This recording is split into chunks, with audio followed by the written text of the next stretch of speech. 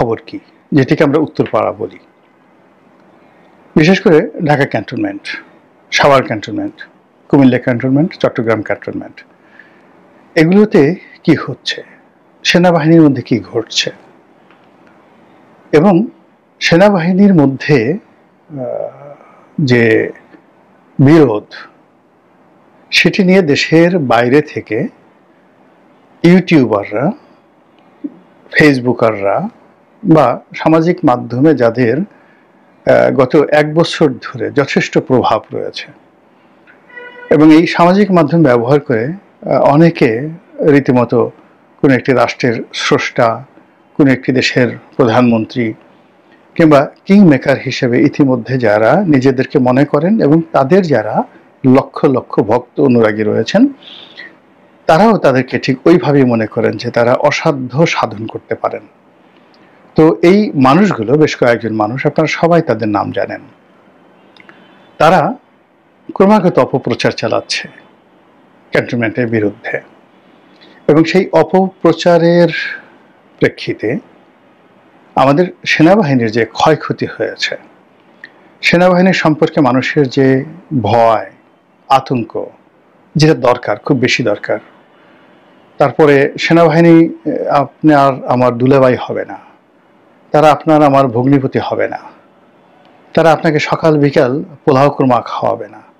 সেনাবাহিনী সমাজে যখন বিশৃঙ্খলা তৈরি হবে, তখন শক্ত হাতে সেই বিশৃঙ্খলা দমন করবে। দেশ যখন বহিঃশত্রু দ্বারা আক্রমণ হবে, তখন তারা নিজেদের জীবন বিলিয়ে দেবে, এবং দেশের প্রয়োজনে আমরা যারা দেশ বিরোধী কাজ করব, আমাদেরকে ডাইরেক্ট শুট করার ক্ষমতা তাদের আছে।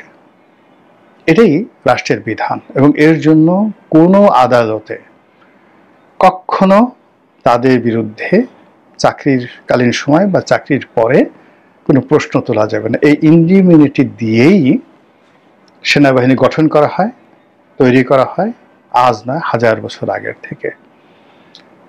তাদের ভুল হয়, ভ্রান্তি হয়, কিন্তু সেগুলো শাসন করার জন্য, সেগুলো নিয়ন্ত্রণ করার জন্য, সেগুলোর বিচার করার জন্য আলাদা আইন আছে, আলাদা কোর্ট আছে, কাছারি আছে ক্যান্টনমেন্টের ভিতরে। এই যে সেনা আইন, এর বাইরে গিয়ে আমাদের যে সিভিল প্রসিডিউর কোড রয়েছে বা ক্রিমিনাল প্রসিডিউর কোড রয়েছে, এখানে আসলে এই জিনিসগুলো হয় না।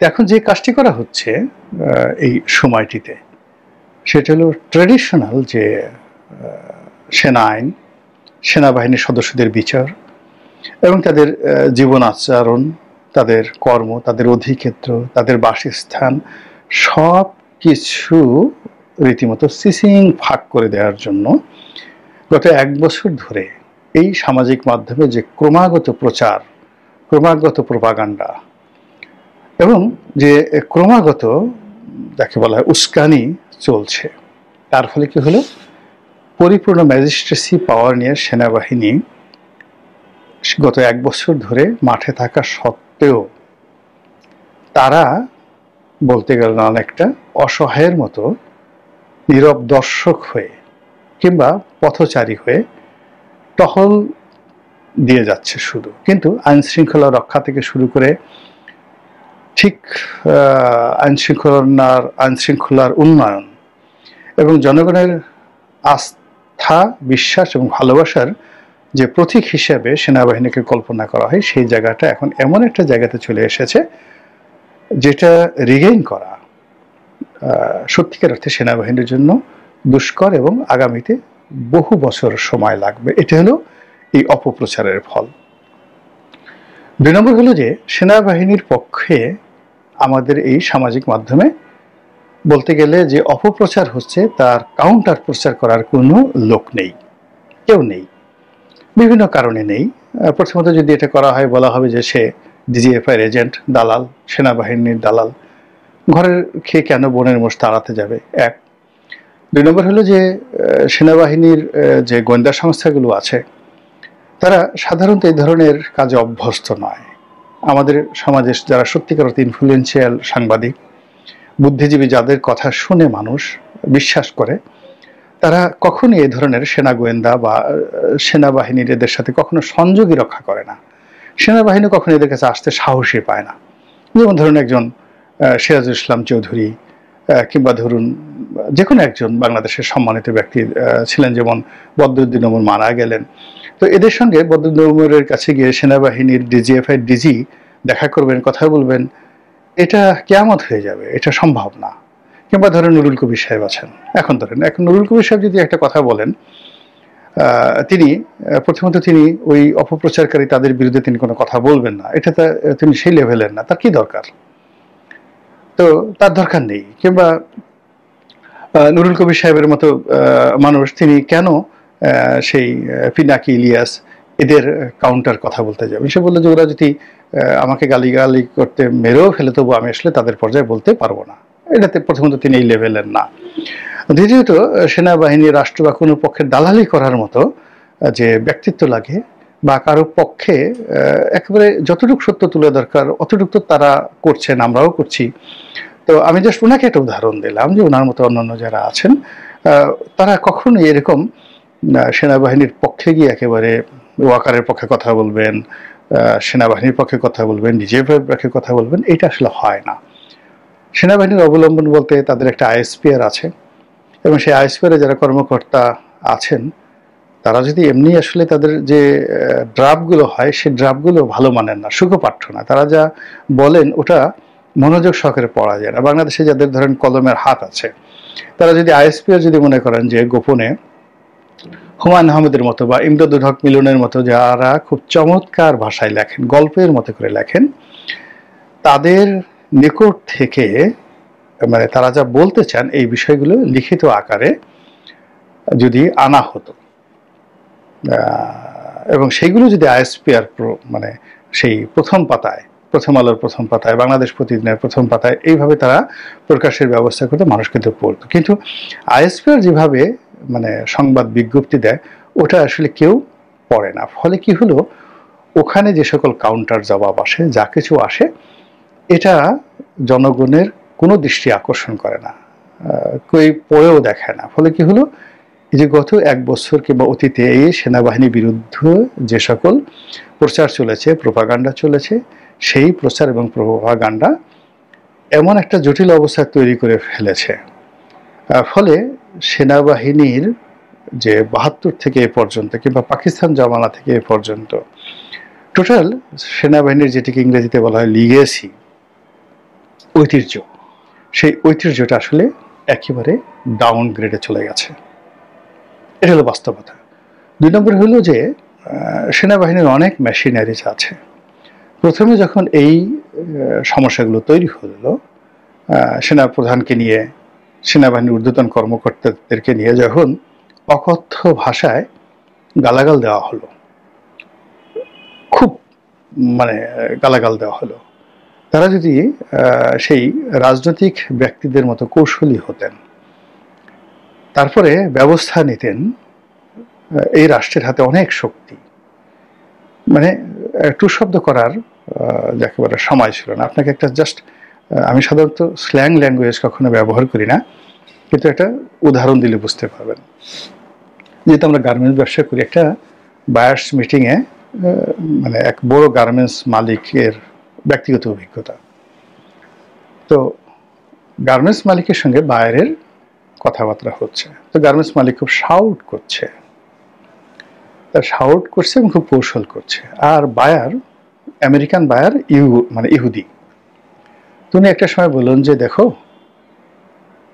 উই আর আমেরিকান জিউস, আমরা আমেরিকান ইহুদি, আমরা তোমাদের বাঙালিদের মতো রক্ত গরম করি না, রক্ত গরম করি না। তোমরা তো ঘুষি দিয়ে জাস্ট রক্ত বের করে ফেলো, নাক ফাটিয়ে ফেলো, সঙ্গে সঙ্গে ক্রিমিনাল কেসে পড়ে যাও। আর আমরা ওটা করি না, আমরা তোমার যে বল, যে বিসি আছে, ওই বিসি চেপে ধরি। ফলে হাত উঁচু করে সারেন্ডার করার জন্য তোমরা মানে মানে প্রস্তুত হয়ে যাও, বা মানে আমি যখনই তোমার বিসি চেপে ধরি সঙ্গে সঙ্গে তুমি সারেন্ডার করার জন্য হাত উঁচু করে ফেলো। তোমাকে কি করে শাসন করতে হয় আমি সেটা জানি। এই বাঙালিদেরকে কিভাবে শাসন করতে হয় সেটা আমেরিকান জিউস আমরা জানি। তোমার সমস্ত অর্ডারগুলো আমি এখন ক্যান্সেল করে দিলাম। তো এরকম। তো এখন রাষ্ট্রশক্তি সবসময় যে আপনাকে মামলায় যেতে হবে, মোকদ্দমায় যেতে হবে, সবসময় যে আপনাকে কথার জবাবে কথা দিতে হবে, not like that. There are many procedures. সেই প্রসিডিওর দিয়ে আপনি যে কোনো আপনার যারা প্রতিপক্ষ তাদের মনে আতঙ্ক তৈরি করতে পারেন, আর সেটা যদি আপনি করতে না পারেন, কারো মুখ যদি বন্ধ করতে না পারেন, সেটা তো আপনার ব্যর্থতা।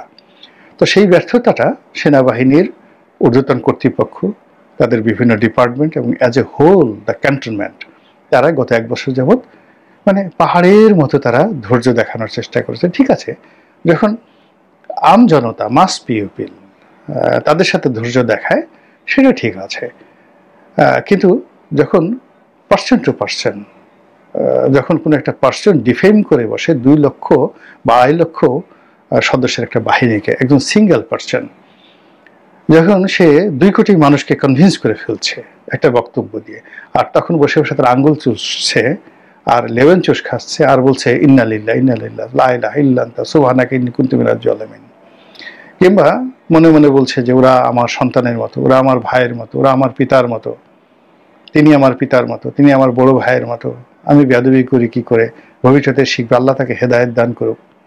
এগুলো ওয়াজের ময়দানে হয়, এগুলো যুদ্ধের ময়দানে এগুলো হয় না। বাংলাদেশের যে অবস্থা, সেই অবস্থায় আজকের এই যে সেনাবাহিনীর যে দুরবস্থা, সেই দুরবস্থার জন্য সেনাবাহিনীর যে কর্মকর্তা তারা কোনো অবস্থাতে তাদের দায় এড়াতে পারবেন না। এখন রাতারাতি ইচ্ছে করলে এই জিনিসটা হচ্ছে না।